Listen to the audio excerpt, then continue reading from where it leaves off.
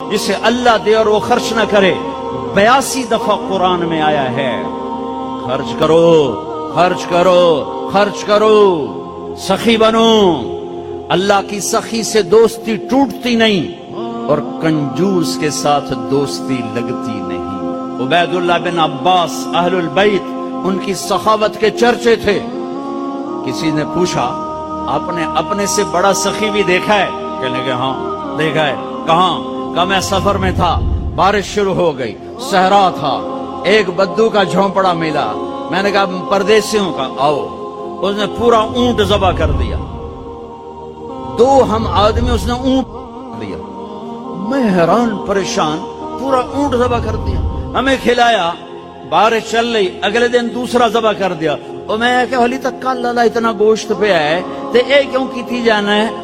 میں پرانے نو کدی بیا گوشت نہیں کھوایا تازہ، میں نے مہمانوں کو کبھی بس کھلایا۔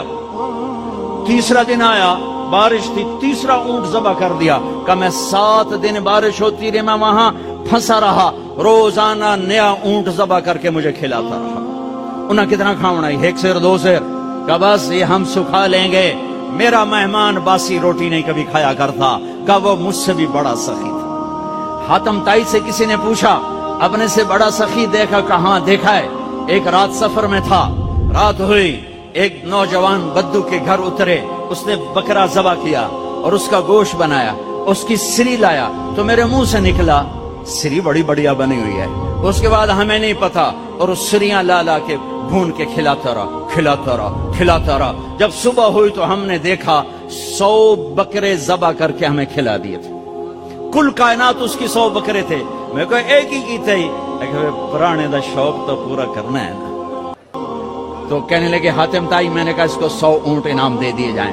حاتم تائی کے پاس 100 اونٹ دینا کوئی بڑی گل نہیں، لیکن ایک غریب آدمی کا 100 بکرے ذبح کر دینا، ساری کائنات ذبح کر دی اس نے، اور ابھی تو اسلام بھی نہیں آیا تھا اور یہ سخاوت تھی۔ ارے تم تو مسلمان ہو پھر بخیل ہو، رب العالمین کہتے ہو پھر پیسہ نہیں خرچ